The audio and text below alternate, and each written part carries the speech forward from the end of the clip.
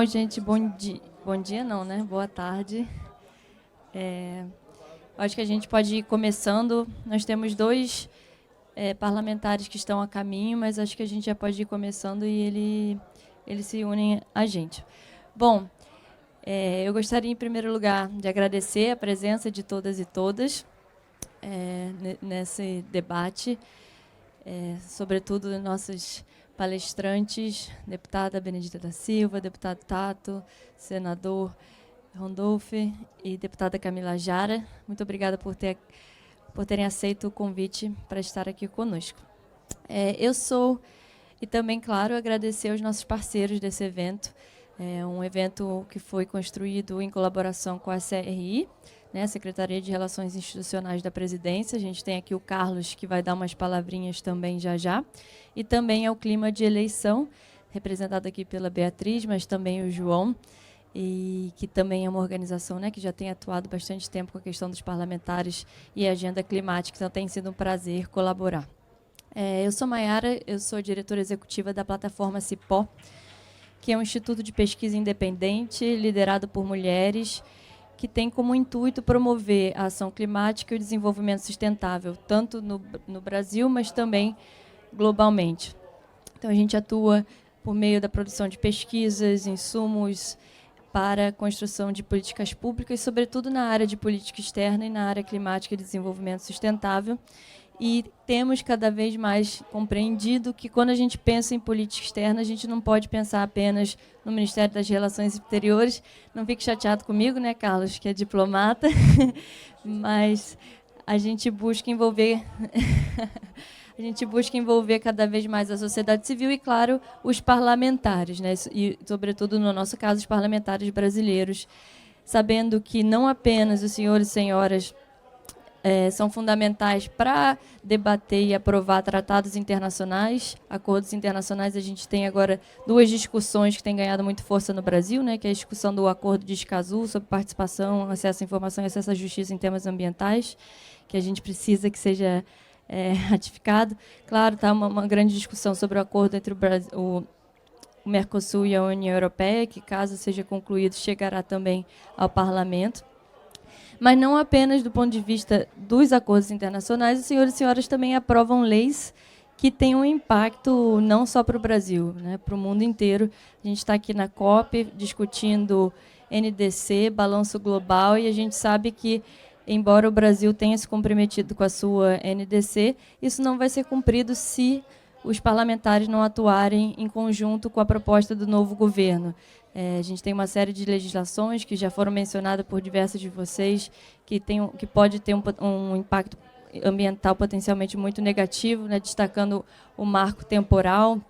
Os dados indicam que, caso essa tese fosse aplicada na prática, a gente poderia ver uma devastação de entre 22 e 55 milhões de hectares de floresta nativa, que seria o equivalente a 14 anos de emissão totais do Brasil.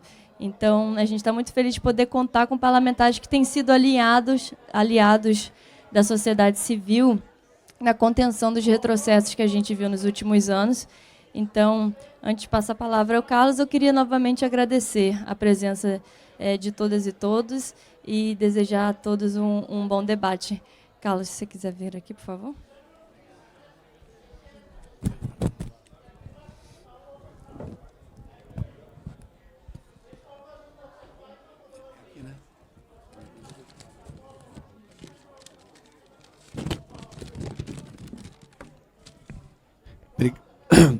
Obrigado, Maiara. Bom, boa tarde a todas e a todos. Eu queria primeiro agradecer aqui o convite da plataforma Cipó para estar aqui hoje, uma iniciativa conjunta nossa. Eu acho que a gente está começando aí uma parceria importante, né, com a plataforma, sobretudo nessa questão que a Maiara mencionou sobre diplomacia parlamentar. Várias décadas atrás, quando eu entrei no Itamaraty, havia uma tradição, de fato, de que o Itamaraty não lidava bem com essa questão da paradiplomacia, fosse ela paradiplomacia parlamentar ou diplomacia de atores subnacionais, etc. Eu me lembro, ao entrar no Itamaraty, que havia essa resistência, né? Quer dizer, era baseada numa espécie de um dogma de que apenas os Estados nacionais podem pactuar ou assinar tratados, portanto, os outros atores não tinham por que se meter em temas de diplomacia. Felizmente, essa situação evoluiu e eu acho que hoje é inevitável a gente não só lidar com isso, como aceitar, como incentivar, né? E o próprio Itamaraty já há muitos anos que evoluiu nessa percepção. Então, eu venho aqui hoje também como diplomata, mas sobretudo como assessor internacional do ministro Alexandre Padilha. Para mim, um privilégio poder estar aqui, é a minha primeira COP, e eu fico feliz de que essa COP, a primeira minha, seja a maior de todas em termos de público, que claramente será, né? Estou falando de 97 mil pessoas, né? E é uma COP que antecede a nossa COP, né? A COP de Belém. Como o presidente Lula falou recentemente, a COP de Belém é tão importante que ninguém fala da COP 29. Estamos na COP 28 e vamos para a COP 30, como se a gente fosse pular um ano. Então, fico feliz de poder estar aqui. Eu acho que os resultados dessa conferência serão importantíssimos, inclusive para o sucesso da nossa conferência em Belém. Tão importante a nossa participação aqui. Essa participação brasileira também não tenho dados oficiais, mas acho que é um recorde, porque, se não me engano, são 2.400 delegados brasileiros, entre governo, sociedade civil, parlamento, etc. É a maior. E me disseram que, inclusive, é maior do que a delegação dos Emirados, que são a sede aqui. Aí, vindo para o tema da diplomacia parlamentar, é também, se eu não me engano, a maior delegação de parlamentares. A informação que eu recebi é que em torno de 100 parlamentares, entre deputados, senadores, deputados estaduais, vereadores, foram credenciados. Eu não sei se todos vieram, mas esse interesse pelos parlamentares por essa temática é importantíssimo, muito bem-vindo, num momento tão importante como a Maiara citou, né, de urgência climática, né, com os temas ambientais cada vez mais presentes, né, e a preocupação com essa temática também mais presente na população mundial, na brasileira, né.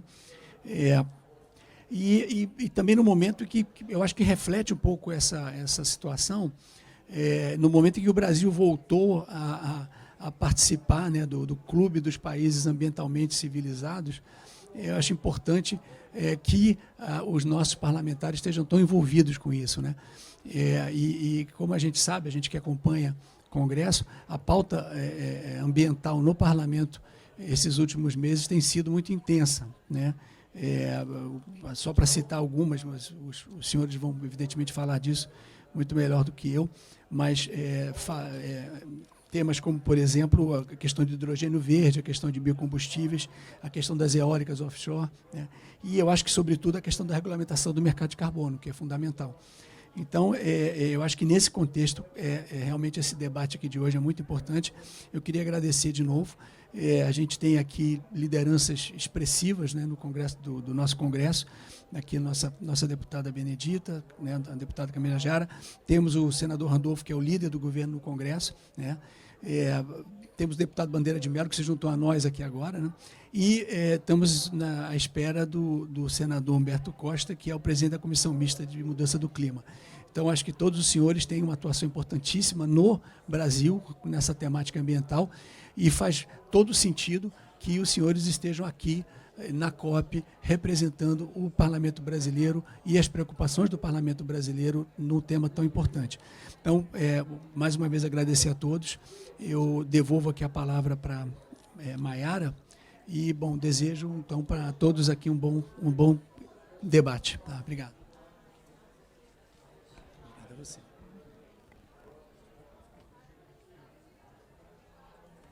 Obrigada, Carlos, pelas palavras. Acho que a gente agora pode começar, então, com o conteúdo. A gente vai começar com o senador Randolfo Rodrigues. O senador, o senhor é líder do governo no Congresso Nacional em um momento que o Brasil se prepara para presidir o G20, na verdade, né, já estamos preparados, espero, né, a nossa presidência se iniciou no dia 1º, mas também para sediar a COP30, como o Carlos falou, que todo mundo tem falado e pulado, inclusive, a 29, que ainda não tem uma sede definida, né, uma presidência definida. Mas, então, nesse contexto, eu queria, se o senhor pudesse compartilhar um pouco, na sua visão, enquanto parlamentar, quais devem ser as prioridades para fortalecer as credenciais verdes do Brasil nesse caminho até a COP30 em Belém. Passo a palavra para o senhor. Obrigado, Ira.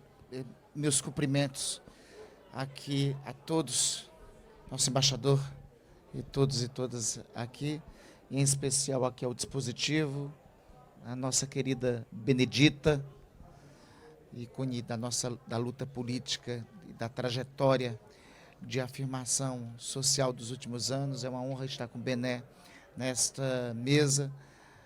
Deputada constituinte, então tem uma contribuição para comunicar aqui, dialogar conosco o que representa chegarmos até aqui depois de 35 anos da nossa Constituição. Querido Tato, por toda a sua trajetória do meio ambiente, Camila, querida, e eu fiz questão de destacar que o Eduardo, a Camila estava perguntando por que eu chamo o nome do Eduardo Bandeira de Mello por completo. É porque, antes de ser parlamentar, ele é presidente, foi o melhor presidente de uma nação. Então, a gente tem que fazer a referência a ele por todo o nome, não é isso? Né? Tem uma referência, assim, de nacionalidade, entendeu? Tem uma identidade aí de nacionalidade. Não, todas as pessoas sabem aqui. Qual a nação tão importante quanto a nossa nação brasileira é a nação flamenguista, é óbvio, né? Todos aqui o sabem, né? Bom, primeiro, eu acho que é importante sempre se lembrar e destacar o momento em que voltamos a cumprir de protagonismo no cenário global, depois de um triste quadriênio, de um triste período, em que nos focalizamos como pária. E o retorno nesse ano, eu acho que tem que acentuar o conjunto de posições que estamos assumindo. O Brasil não só assume a presidência do G20, mas é também o presidente do Mercosul e se coloca, sob a liderança do presidente Lula, como um dos principais players globais.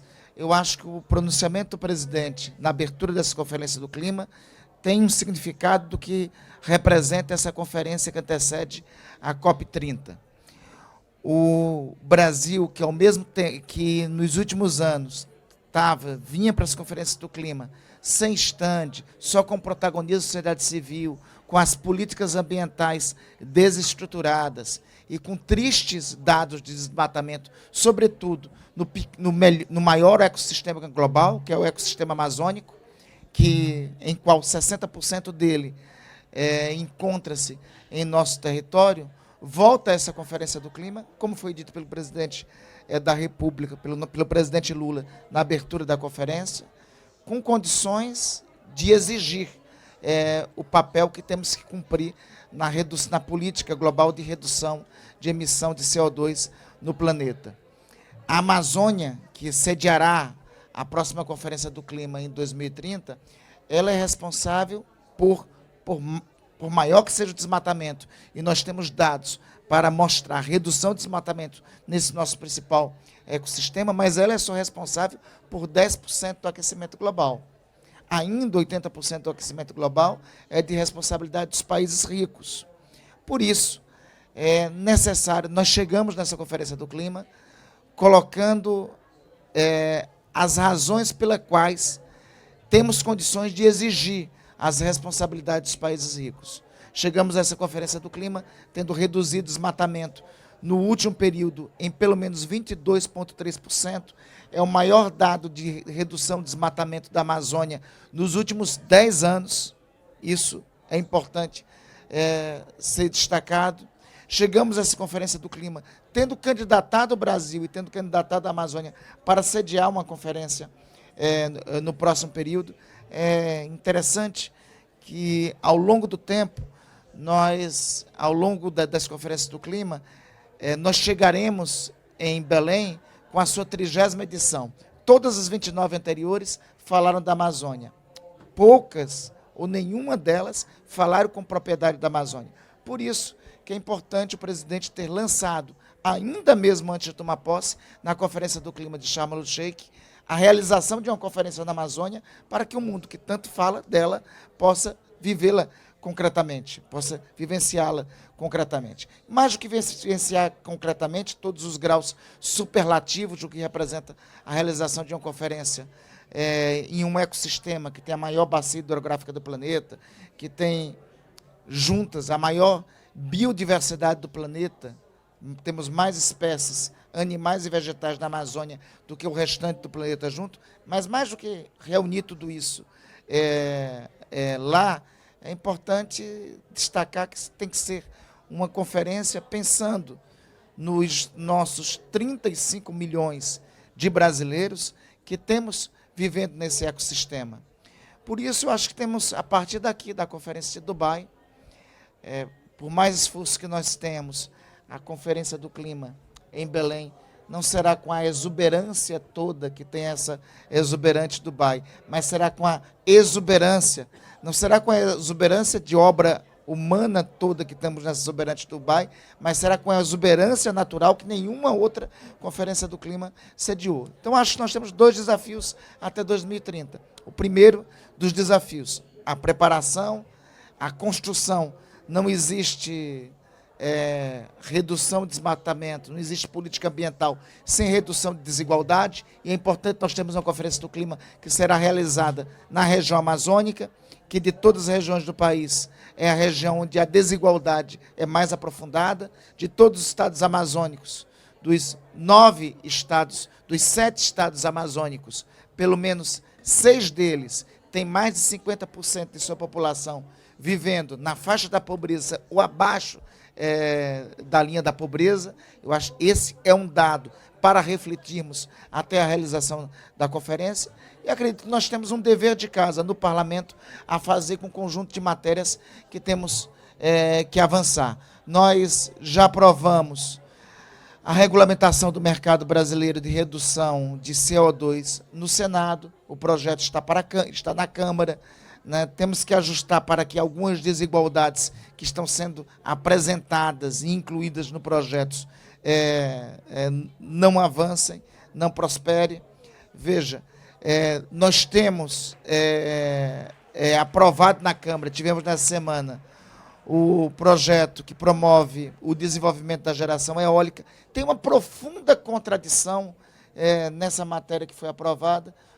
Nós conseguimos na Câmara aprovar um projeto de desenvolvimento de geração eólica, colocando lá eu não vou falar que é jabuti, porque é um termo, eu acho que é um termo inadequado. É ambientalmente inadequado chamar de jabuti, mas não me parece ser muito adequado num projeto que promove o desenvolvimento da geração eólica, ter incluído um dispositivo sobre geração de carvão. É uma correção que temos que fazer no Senado, né? Temos o marco legal do hidrogênio verde. Então, acho que nós temos esse conjunto de desafios de dever de casa a cumprir no parlamento, e temos uma circunstância também para conviver, né? Nós estamos aqui com um dispositivo, com 5 parlamentares, com agenda ambiental, mas não é a média do nosso parlamento, né, Tato? Nós temos um parlamento que aprovou um marco temporal com um conjunto de outros diplomas legais das populações indígenas, que representa um retrocesso civilizatório no que a sociedade brasileira avançou no trato com os povos originários. Nós temos um marco, nós temos no âmbito desse dispositivo um chamado marco temporal, que hegemonicamente foi aprovado pela maioria do parlamento, da Câmara e do Senado, que teremos uma luta, e é importante assim destacar, a posição do governo do presidente Lula não foi somente o veto, não foi uma figura de linguagem. O veto não é o veto do presidente ao dispositivo do marco temporal, não é uma peça decorativa. É a expressão do que o governo pensa e a expressão do que nós iremos defender como governo pela manutenção deste veto. Mas nós temos que conviver com bancadas parlamentares que hegemonicamente não tem essa mesma dimensão, não tem esta mesma compreensão.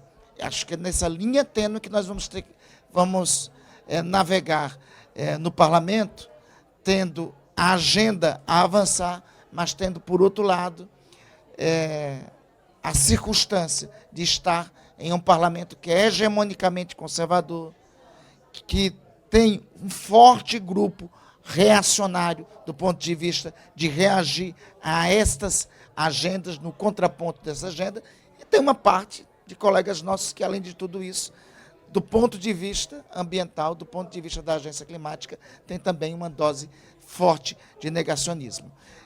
Eu acho que são essas matérias centrais que nós temos que buscar avançar no parlamento, nesse biênio que nos separa da Conferência do Clima, que será na Amazônia.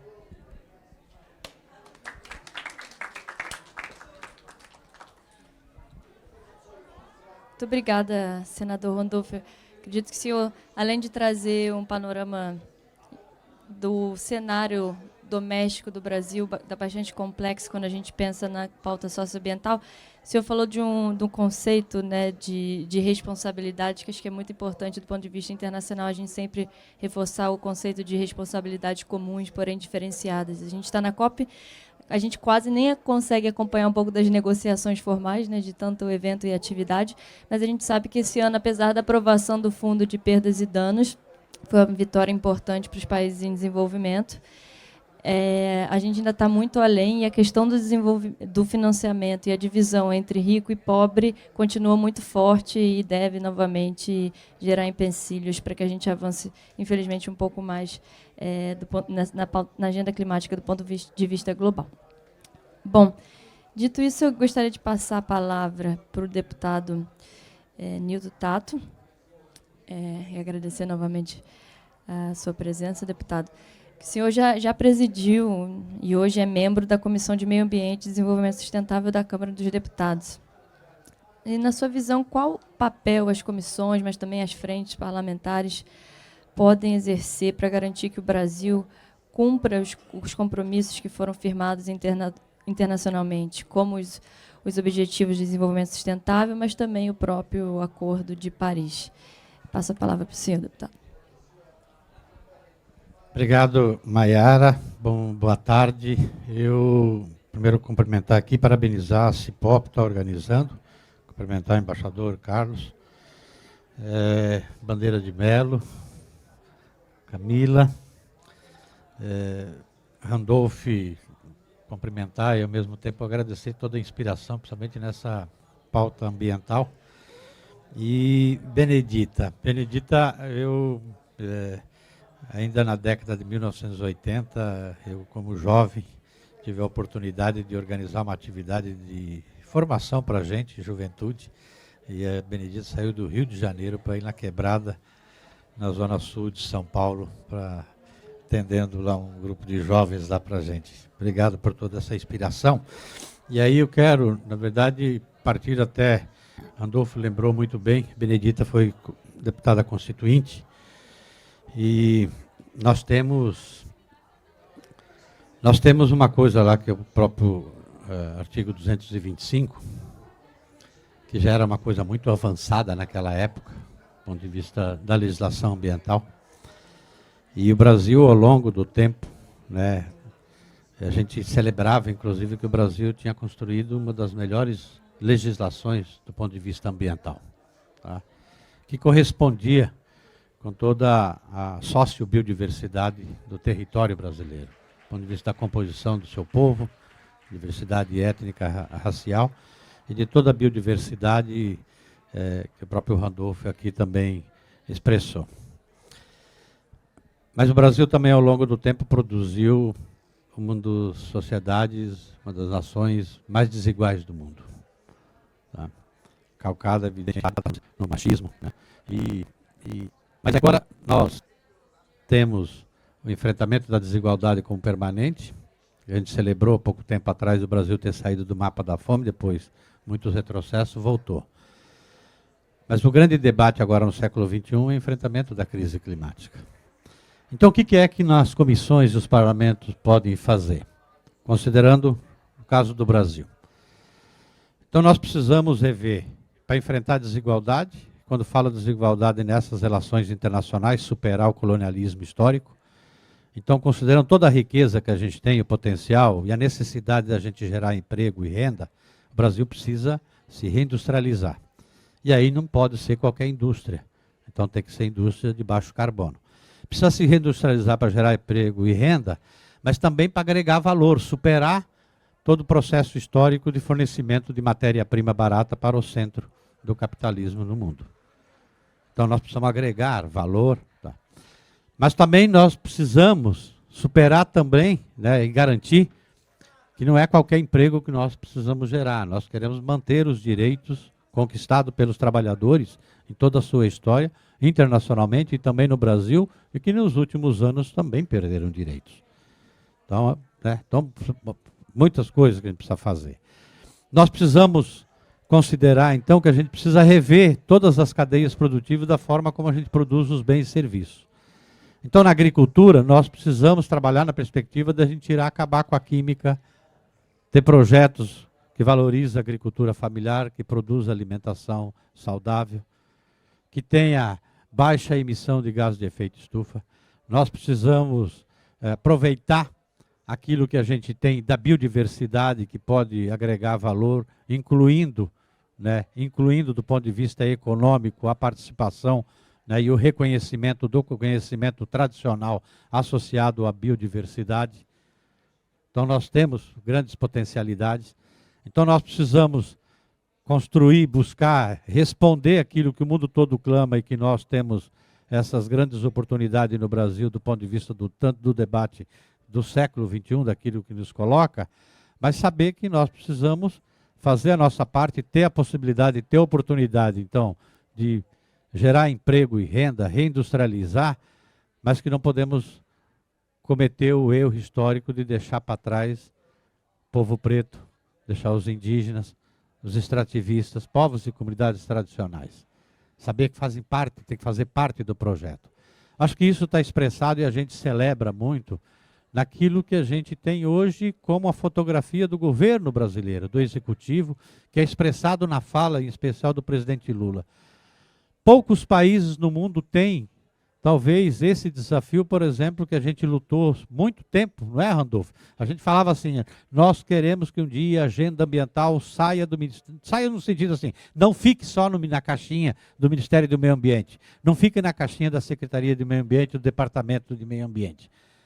Que a agenda ambiental, que esse debate que ocorre aqui com quase 100 mil pessoas do mundo todo, de executivo, de parlamento, de empresas, da sociedade civil, se torne realidade dentro do parlamento de cada país. Então aquilo que a gente está vivendo aqui não consegue aparecer lá no debate em função da própria fotografia do parlamento brasileiro. Então se a gente quer nos preparar para a COP30, e se a gente quer ver, entendeu, enfrentar de fato, que a gente vem enfrentando do ponto das iniciativas do executivo, mas o parlamento dá a resposta, nós precisamos primeiro fazer com que o parlamento acredite que existem mudanças climáticas.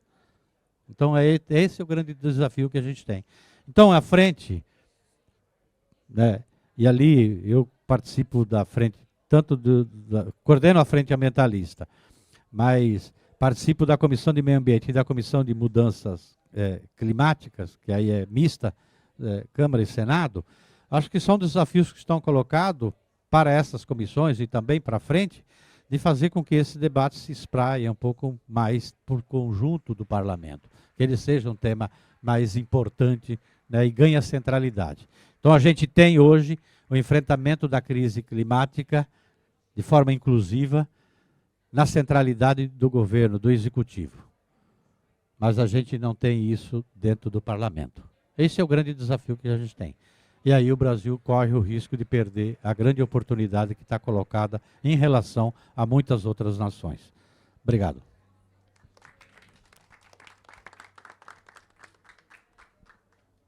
Obrigada, deputado.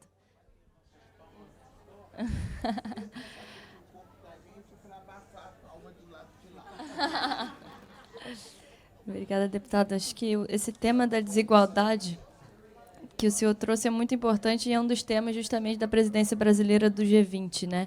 O Brasil está operando sob o lema Construindo um mundo justo e um planeta sustentável. Acho que a fala do senhor vai muito nessa direção e trouxe o ponto também da desigualdade racial, que eu acho que conecta muito bem com o que a gente espera um pouco ouvir da deputada Benedita da Silva, que eu acredito que já dispensa apresentações, mas eu só queria reforçar, Benedita, o prazer que tem sido tê-la conosco aqui nessa COP. A gente teve outras agendas, né, no Rio de Janeiro, também para falar desse tema, do racismo ambiental, e eu sei que tem várias pessoas que estão aqui curiosas para ouvi-la mais falar sobre isso, porque tem sido uma experiência muito enriquecedora ouvi-la a respeito dessa agenda climática e os seus diferentes impactos. Bom, deputada, a gente sabe que os dados e as evidências indicam que as populações mais afetadas pela mudança do clima são as comunidades periféricas, e as comunidades periféricas, sobretudo, dos países do chamado Sul Global. E é por isso que esse debate sobre o racismo ambiental, o racismo climático, tem ganhado cada vez mais força, não apenas no Brasil, né, mas uma série de outros países ainda em desenvolvimento. Então, com base no seu histórico de defesa dos direitos dessas populações, como parlamentares, como a senhora enxerga que os parlamentares podem atuar, seja nacionalmente ou internacionalmente, para reverter esse cenário que o deputado Tato também trouxe, de desigualdade extrema? Muito obrigada, deputada. Eu só gostaria de falar em pé, porque para mim Claro. falar sentado. Vir aqui.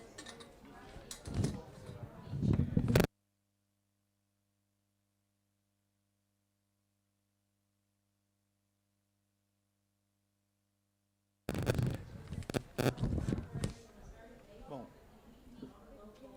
aqui vai precisar, vai, né? Boa tarde para todas e todos. Eu gostaria de agradecer imensamente a plataforma Cipó, que me convidou a estar aqui, agradecer a SRI, para que nós pudéssemos, e Sebrae também, foram os convites que eu recebi para me fazer presente aqui. Eu quero cumprimentar os meus colegas, né, mas antes quero cumprimentar a Maiara, que esteve conosco, está conosco todo esse tempo, né, e o seu esforço, demonstração de carinho comigo, tem que confessar, gente, foi um show, vocês vão ver pelas minhas redes. Eu quero também, Carlos, dizer como é importante a diplomacia, e nós já provamos de uma diplomacia numa presidência de Lula e de Dilma, que é muito diferente da diplomacia de outros governos, que cumpre a risca, mas não cumpre o necessário. Desculpe eu dizer isso, mas é importante porque nós implementamos uma política de inclusão dos negros, né, no Itamaraty. Não foi uma batalha fácil, mas a sua presença demonstra de que nosso governo sempre teve, quando esteve antes e agora também, com essa preocupação, porque é uma temática essencialmente necessária para o Brasil, na medida em que nós somos a maioria da população, e essa maioria da população não se sente representada, né, nos espaços de discussões e de decisão do país, na medida em que não existe uma política de ação afirmativa que faça com que ela possa se fazer presente. Então, nós contamos a dedo. Ali tem fulano, ciclano e beltrano. Então, é muito importante a gente falar sobre a diplomacia, porque hoje, né, com essa política de inclusão e de cotas, nós já podemos perceber um número maior, né, de negros e negras no Itamaraty, em diferentes funções, mas já podemos observar. Eu queria também cumprimentar esse grande brasileiro, não por ser líder do governo no Senado, mas porque ele nos representa com tanta dignidade, é um grande homem, e ele tem tido na sua defesa um exemplar na CPI, então a gente aproveita esse momento para agradecer, né? Eu também quero dizer para a Camila chegou chegando, ela tudo, e representa muito bem a nossa juventude, essa juventude que teve pra frente. Cumprimentar também o meu companheiro, né? Não posso dizer de trás, mais ou menos, né? No caminho, esse grande companheiro que é o Tato. O Tato é um defensor incontestável né, do meio ambiente, incontestável na defesa da agricultura, é o homem do alimento. Queria também dizer aqui que Bandeira de Melo é um nome que não podemos esquecer, nenhum brasileiro e brasileira, e principalmente para a juventude, precisa reescrever a história de Bandeira de Melo. Então, muito prazer estar aqui com vocês. Dito isso, agora conta meu tempo, tá? Porque eu já fiz só as apresentações. Olha, de fato, eu queria colocar assim, eu tenho muita vontade, né, e quero aproveitar bem esse tempo, porque nós já vivemos desastres enormes no Brasil. O racismo ambiental é uma questão que afasta as pessoas, né? O racismo ambiental é um fenômeno que acontece mundialmente e que distancia as suas populações, elas são periféricas, e tira-lhes as suas garantias. Isso é uma realidade que nós vivemos. E nesse ambiente ecologicamente equilibrado, nós precisamos também entender que ele é a sua conservação, e a produção que se extrai, ela deve ser uma produção socializada. E nós temos e encontramos, né, que o consumo desenfreado, né, dentro de um sistema que é um sistema capitalista, né, onde o lucro vem primeiro, onde os recursos, né, que são extraídos, minerais, né, eles são de depredação realmente por todos nós, e esse fenômeno atinge diretamente a maior população que nós temos. A maioria de população negra brasileira estamos nós, as mulheres negras, as que estão ali realmente preservando a ordem de Deus, a preservação do ambiente. No entanto, elas são altamente diferentes. Então existe essa relação direta entre a preservação que nós estamos do ambiente e a garantia desses direitos. E é por isso e é com isso que nós reconhecemos de que o Estado ele promove o racismo ambiental. Não tem como não colocar isso. E como nós estamos na COP 28, já para COP 30, nós precisamos promover, e está sendo promovido, uma série de debates. Quando eu disse que estaria aqui e para falar sobre o racismo ambiental, e nós, mulheres negras, me perguntaram algumas pessoas, mas o que isso tem a ver? Impressionante. Impressionante. O que isso tem a ver? Se nós somos um país, que fomos um país colonizado.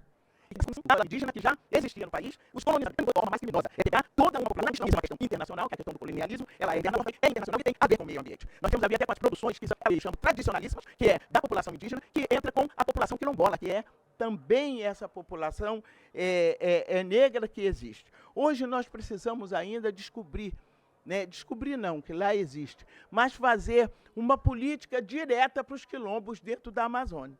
São poucos os que sabem que tem quilombo na Amazonas. E, portanto, nós precisamos estar fazendo essa discussão com esse recorte racial. Não tem como não fazê-lo. Ela é intrínseca, ela está aí para que nós possamos combatê-la. Então, nesse século, a gente fala também do Estado, do papel do Estado, dos direitos humanos. Nós estamos, contudo, ignorando a internacional das opressões, né, das discriminações, das classes que se encontra essa população negra. Então, a partir desse conhecimento, a mulher dialoga com a natureza. E a mulher negra, as outras mulheres também dialogam. Mas essa é uma raiz de diálogo. Porque do seu ventre, ela torna-se escravizada, e escravizada como ela e da natureza, ela tem condição, e aquilo é importante para ela. E se nós vamos falar das comunidades tradicionais, né, hoje nós temos grandes laboratórios, né, nós tomamos remédio disso, daquilo, não sei o quê, caríssimo, né, eu estou tomando uns, mas eu me lembro muito bem da velha Ovídia, que era minha mãe, e que conhecia toda a comunidade, um índio vendendo indígena, vendendo aquelas ervas. E nós vivíamos com aquelas ervas, daquelas mulheres. Elas eram parteiras, elas iam, elas cuidavam, ela levava a erva do banho, do primeiro chazinho da criança, daquela mulher para não sentir cólica, e essas coisas, nós fomos criados, não, vocês são jovens, eu tenho 81 anos, mas dessa forma que a gente vê, né, eu cursei a faculdade da vida, dizer, acompanhando essas mulheres, né, e acompanhando todo o trabalho que elas desenvolveram. E demos sustentação pós o processo de escravidão no Brasil, né, nós somos a maior economista. porque então, né, e nem a chamada lei do sexagenário. Deixamos com isso, com essa história do Brasil, de que os mais idosos, os mais velhos hoje, né, dos dias de hoje, aposentados, alguns sim, outros não, é exatamente por isso que a legislação ela tem o papel de olhar essas 3 leis que foram feitas no Brasil. A lei do ventre livre, a lei do sexagenário e a chamada Lei Áurea, que acabou-se com o fato de que as mulheres conservaram muito mais o ambiente, do ambiente extraíram a sua alimentação, e os homens ficaram praticamente sem uma organização trabalhista, vamos assim dizer, dos seus direitos, porque sempre na concepção cultural o homem é o cabeça da casa. Então, o homem, cabeça da família, cabeça da casa, ficou dependente da culinária da mulher, do que ela aprendeu como rendeira, do que são as nossas quebradeiras de cocos no dia de hoje. Eu ficaria aqui falando sobre essa importância da relação do meio ambiente com a situação inclusiva social dessas nossas mulheres negras. Mas fico por aqui dizendo de que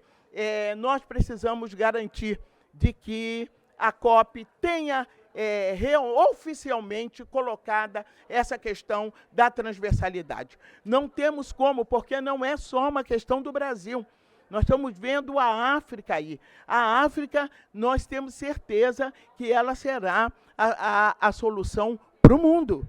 Se nós olharmos do ponto de vista econômico, inclusive social, ela é. E o Brasil é o país que tem, esse momento, as melhores condições para se tornar não apenas protagonista de uma história, mas se tornar, evidentemente, um país que é a maior diáspora fora da África e que não pode negar de forma nenhuma de que suas leis, suas ações políticas, elas sejam de inclusão. E dessa maioria da população, que é a população negra. Eu quero considerar que o esforço do presidente Lula tem sido muito grande. Muita coisa mudou, temos muitos instrumentos para continuar e darmos a luta, mas sabemos que ainda falta muito, né? Essas mulheres negras, periféricas, indígenas, quilombolas, ribeirinhas, que são a verdadeira referência da resistência de um país. Portanto, muito obrigada mais uma vez. Nós sabemos que a desigualdade, se fôssemos aqui falar, mas, na verdade, o que nós queremos é que essa discussão ela não passe, né, sem que haja a questão dessa transversalidade. Né, porque quando alagam as ruas, quando descem os barracos dos morros, que são os quilombos, das ribeirinhas, quando enche, né, quem é que perde mais que todos?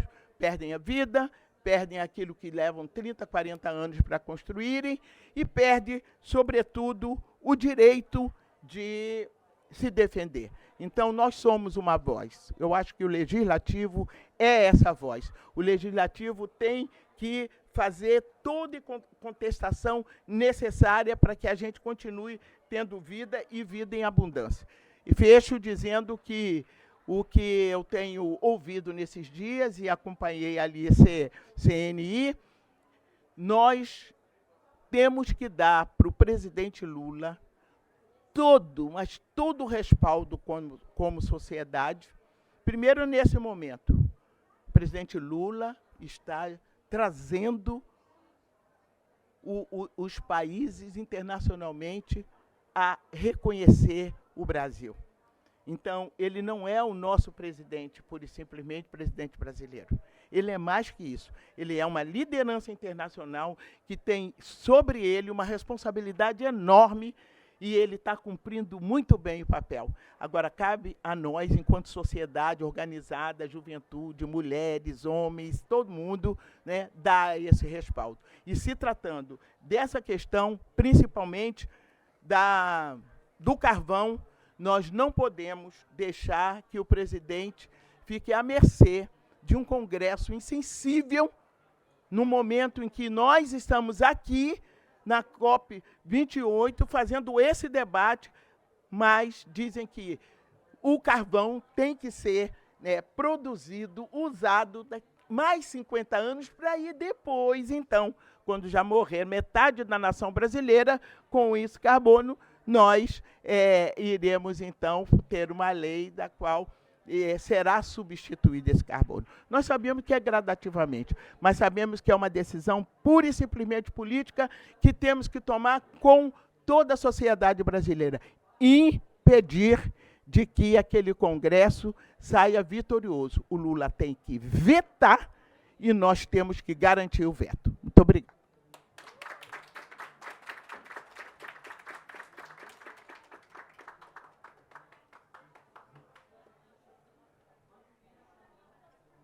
Obrigada. Muito obrigada, deputada Benedita. Que prazer, né, ouvi-la. Achei um ponto bem importante que a senhora trouxe também, a questão do continente africano, né? Que foi um continente que foi totalmente negligenciado na nossa última política externa e agora, felizmente, estamos retomando alguns laços, né? O presidente Lula esteve em Angola, em outros países africanos. Mas quando a gente pensa da política climática, é o continente mais injustiçado, né? Quando a gente olha para as emissões atuais e históricas do continente africano, é ridículo. Eles não emitem. E, ao mesmo tempo, são eles os mais afetados também, né? Então, eu acho que é um ponto que a gente sempre tem que trazer, a questão da justiça climática, pensar justiça climática entre nós, dentro dos países, mas também entre os países, e, nesse caso, o continente africano, a gente tem que ter um olhar especial quando a gente pensa em financiamento e tudo, porque, de fato, a injustiça que os acomete é muito grande. Bom, obrigada também, né, por trazer a questão da Amazônia, dos quilombos da Amazônia. Acho que todas as falas, de alguma forma, abordaram a questão da Amazônia, mas a gente tem que lembrar, né, que a gente tem vários outros biomas também no Brasil. Embora o desmatamento da Amazônia, as taxas estejam caindo consideravelmente, em alguns outros biomas a gente ainda precisa fazer muito mais, né? Algum deles a gente vê um aumento. Então, por isso que a gente tem um prazer de contar também com a presença da deputada Camila Jara. Muito obrigada por aceitar o nosso convite. A senhora tem defendido uma série de pautas nessa área ambiental, uma delas a provisão de incentivos à criação de reservas ambientais particulares, mas também tem se destacado muito pela defesa da proteção de outros biomas ameaçados, como o Cerrado e como o Pantanal. Então, senhora deputada, na sua visão, como essas propostas que a senhora encampa e outras que estão sendo consideradas no Parlamento brasileiro podem contribuir para que o Brasil consiga cumprir as metas que assumiu internacionalmente, como a meta de zerar o desmatamento até 2030. Obrigada. Passo a palavra para a senhora.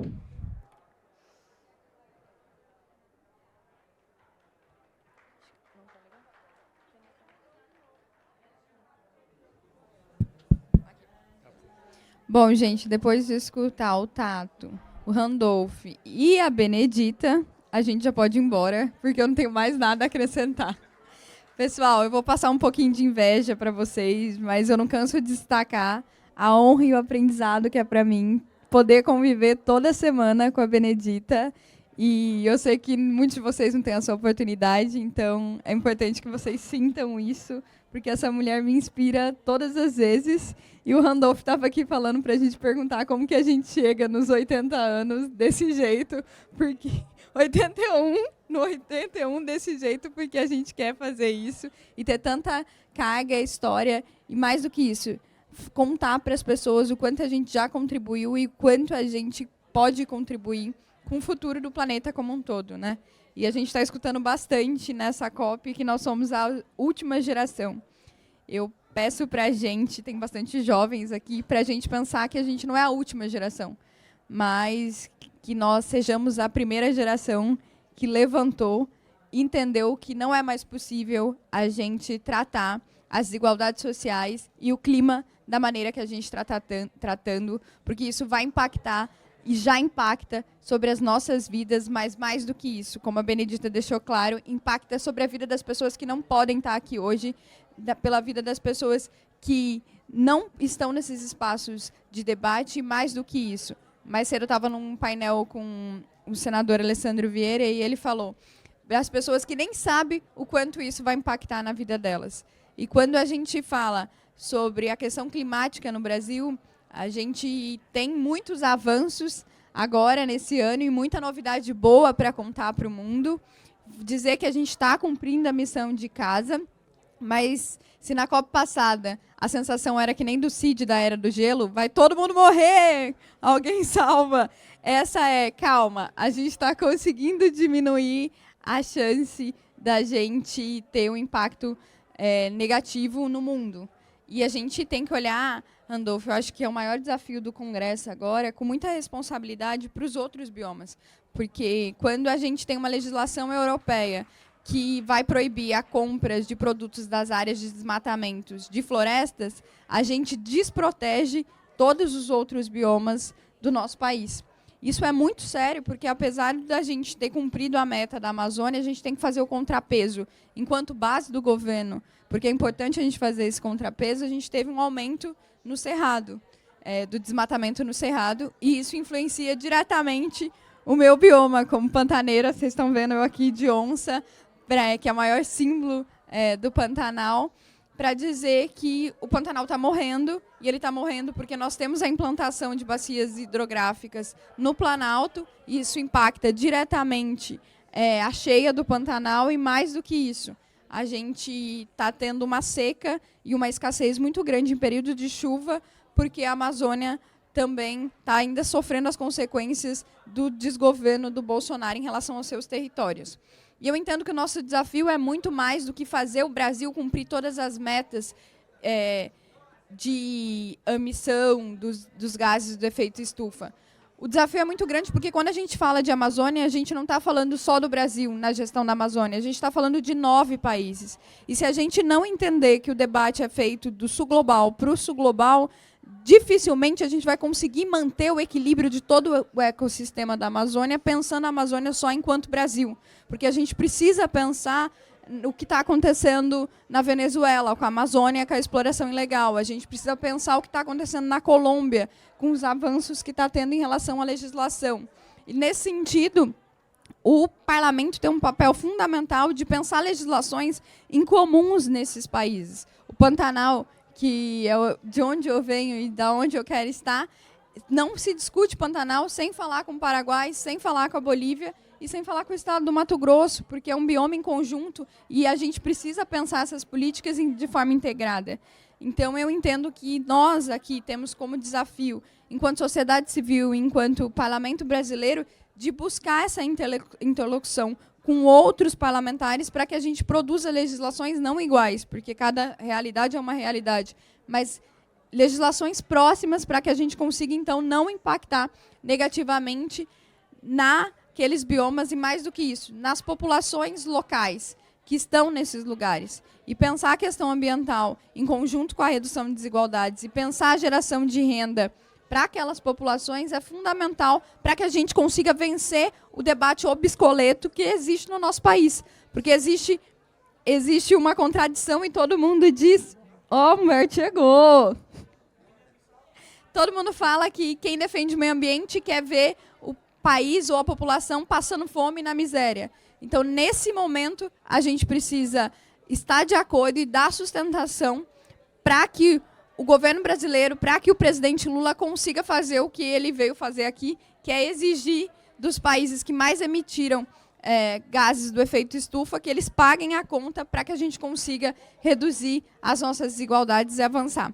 Os desafios são enormes, porque quando a gente vê o tanto que a gente avançou e o tanto que a gente tem que caminhar, a gente fala, meu Deus, a gente avançou muito pouco, mas pelo menos a gente está avançando. Só que a gente precisa entender que todos nós temos que ir pelo mesmo caminho e juntar esforços, porque se a gente não fizer isso, enquanto Brasil, enquanto países do sul global, enquanto parlamento, enquanto entidades das organizações civis, se a gente não fizer isso em conjunto, a gente vai ficar patinando. E se a gente ficar patinando, quem vai perder vão ser todas as pessoas que estão aqui, mas principalmente as pessoas que não podem estar nesses espaços de debate, que não conseguem entender a complexidade desse tema.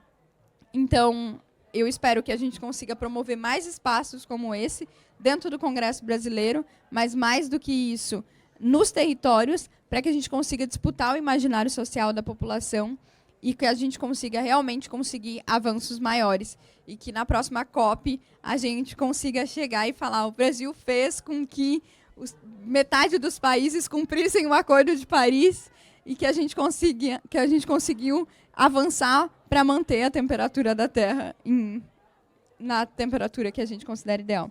Eu acho que é isso. Vamos embora, porque eu falo que o Randolph tem um desafio enorme lá no Congresso, porque se eu, a Benedita, o Bandeira, o Humberto temos que lidar com os malucos, você imagina ele que tem que manter o equilíbrio entre os malucos para conseguir passar as pautas. Então, ele é um guerreiro, parabéns, mas que a gente consiga derrubar todos os jabutis e garantir o avanço.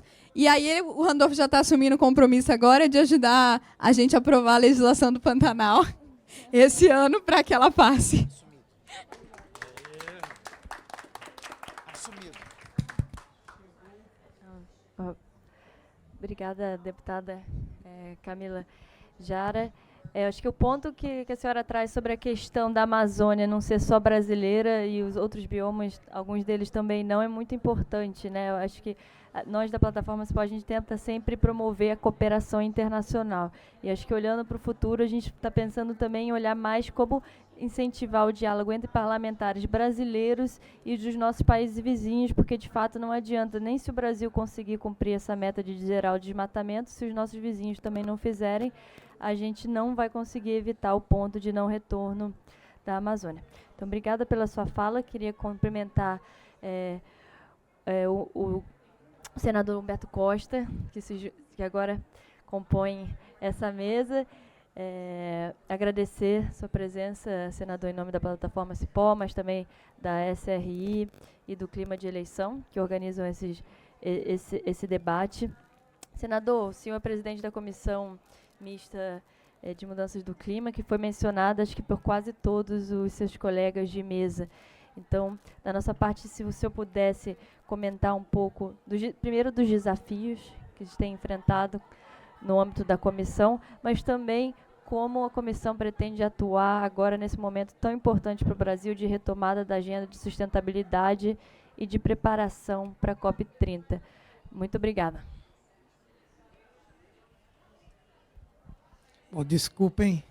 Primeiro, boa tarde a todos e a todos os meus colegas aqui de mesa, Bandeira, Camila, Randolph, nosso companheiro Tato, Bené.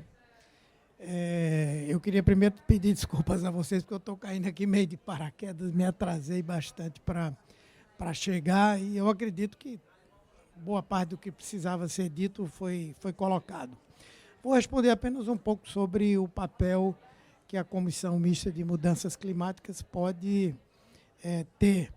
Primeiro, é importante ressaltar que o próprio processo de retomada da comissão representa um avanço, mas também retrata o desinteresse, a falta de iniciativas no sentido de que o Congresso possa estar mais envolvido nesse debate. Essa comissão já fazia 2 anos, mais ou menos, ou mais, né, Tato?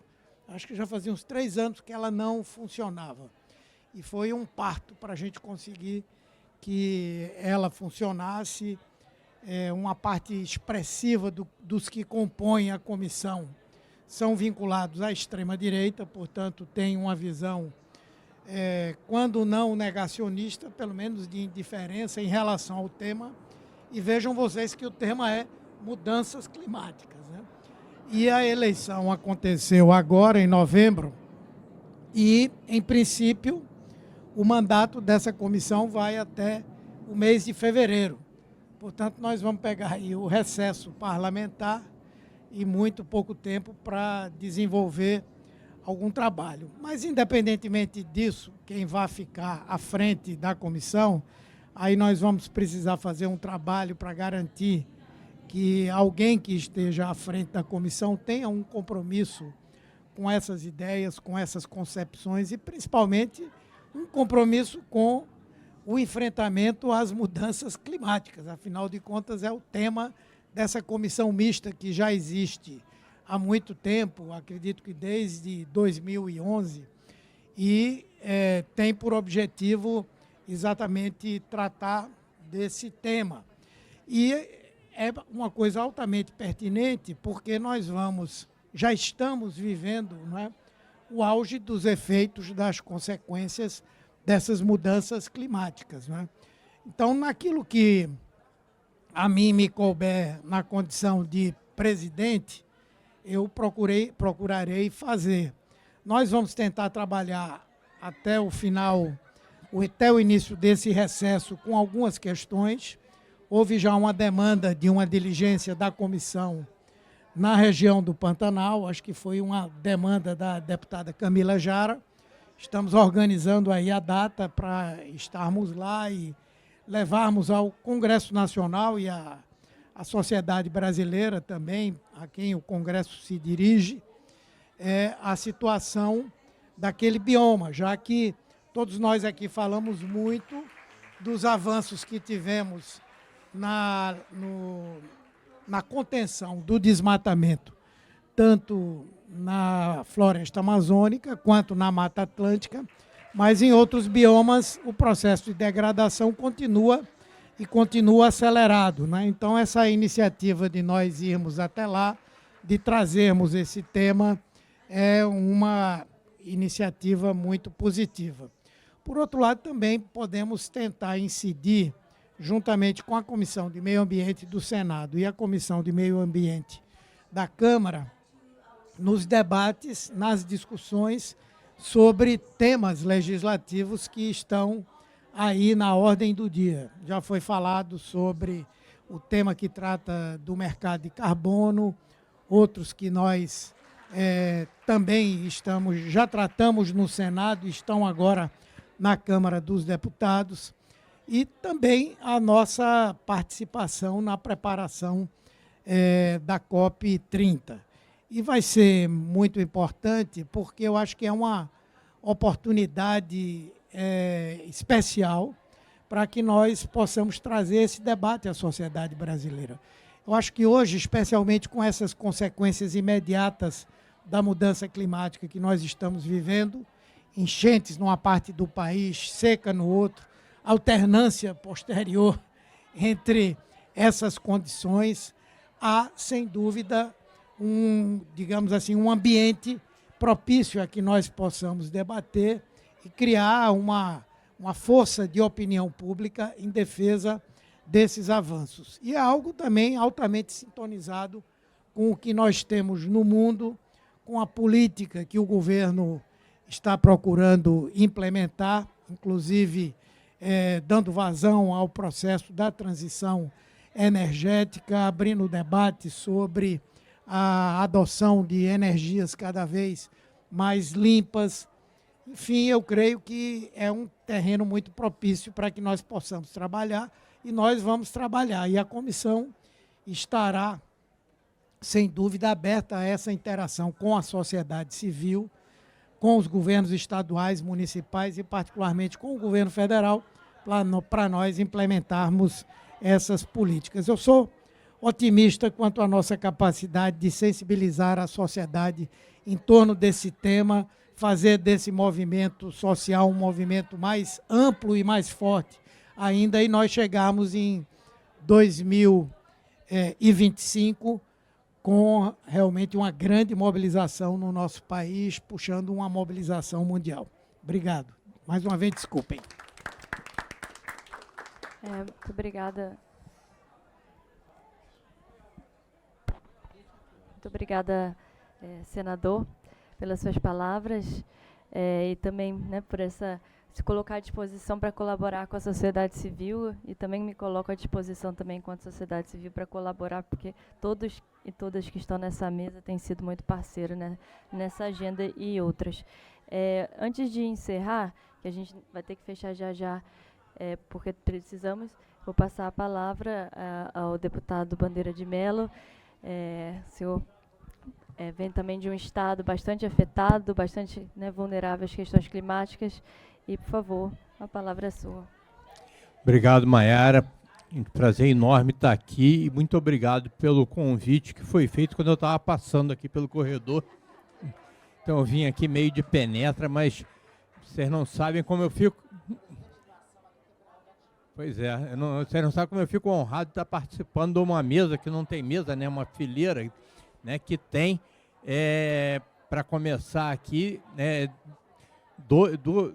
dois ícones aqui da representação feminina no parlamento, né, a governadora, né, Benedita da Silva, com toda a sua história, né, de resistência, de luta, um exemplo para todos nós, e a nova geração representada aqui pela Camila. Gente, eu tenho certeza que daqui a alguns anos, né, vai todo mundo se aposentar, vai embora e tal e coisa, e ela vai estar aqui defendendo a gente, né, não tem a menor dúvida disso. Né? Além disso, né, o nosso herói da resistência na Comissão de Meio Ambiente, deputado Newton Tato, né, o que ele sofre ali, eu sou testemunha. Né? Aqui os senadores, né, senador Humberto Costa, que chegou aqui atrasado também, mas uma honra estar com ele aqui, dividindo esse espaço, né? E o meu amigo, líder e correligionário das boas causas políticas, ambientais e esportivas, senador Randolph.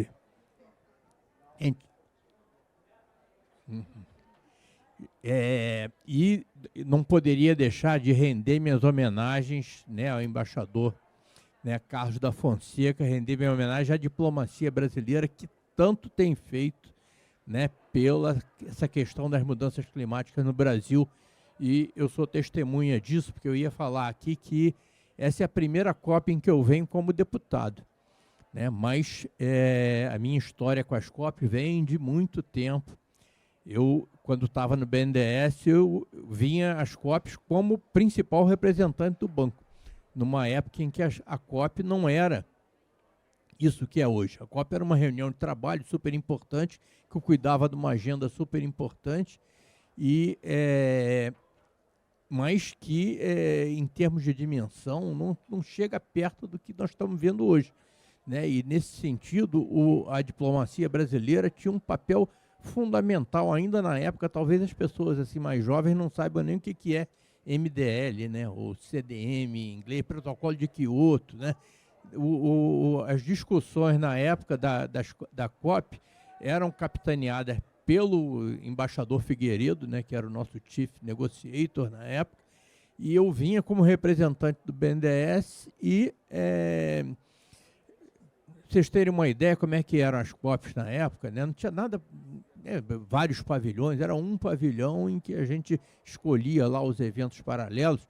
E eu vou contar assim, uma história que aconteceu comigo que é super representativa de como mudou essa coisa da COP e o que o Brasil já lucrou com isso. As COPs, né, você tinha lá aquelas sessões de negociação, me perdoe, embaixador, chatíssimas. Ninguém aguenta uma sessão de negociação porque era super necessária. Se ela não acontecer, as coisas não se resolvem. Né? Mas eu já tentei assistir algumas sessões de negociação, é aquela coisa de discutir onde é que vai ficar a vírgula, de trocar entretanto por outro sim, né? Mas então ninguém aguentava. Todo mundo ia para os eventos paralelos. Tinha evento paralelo do mundo inteiro, era super interessante. Mas aí um dia, numa sessão de negociação, em que obviamente eu não estava, na Conferência de Bali, em 2007, o governo da Noruega anunciou a sua intenção de destinar recursos a fundo perdido, num montante bastante expressivo, para o desmatamento evitado. Né? Foi um tema que foi, inclusive, introduzido pelo Brasil na conferência anterior de Nairobi. E eu não estava lá, mas estava lá o Marcelo Furtado, que na época ele era como é que se chama? Era o principal executivo brasileiro do Greenpeace. Né? E aí ele viu aquilo e saiu correndo para procurar alguém e tal, e me achou no corredor e falou: está acontecendo isso. E a partir daí, né, estava lá a ministra Marina, estava o Tasso Azevedo, começou uma negociação para se introduzir aquele mecanismo que hoje é o Fundo Amazônia. Né? Então, o Fundo Amazônia começou a ser formulado na COP de Bali e eu tive o privilégio, por acaso, né, de participar desse esforço. E no ano seguinte, em 2008, o Fundo Amazônia virou realidade. Né? E, apesar de uma longa noite de 4 anos aí em que ele foi deixado de lado, hoje voltou a ser realidade. E ontem mesmo eu estava lendo que o governo britânico destinou, se eu não me engano, 200 e quanto? 500 milhões, né, de libras, de reais. Não, foi pouco, né? E aí o Fundo Amazônia hoje é uma realidade, é operado pelo BNDES, não tem instituição mais adequada para operar o Fundo Amazônia do que o BNDES, né? Sou suspeito para falar, porque o BNDES é minha segunda instituição favorita. E daqui para frente não só uma, vamos dizer, vai ser uma agenda super importante, né? Eu volto a COP 15 anos depois, encontrando essa questão das mudanças climáticas como a principal agenda da humanidade. Né? Acho que ninguém duvida disso, apesar dos negacionistas, apesar de quem é contra. E nós todos temos um grande desafio. Né? E eu vou encerrar aqui falando aqui dos nós parlamentares aqui. Eu tenho certeza que ninguém votou nessa excrescência, porque se jabuti já é uma coisa extremamente desagradável, jabuti fóssil é pior ainda.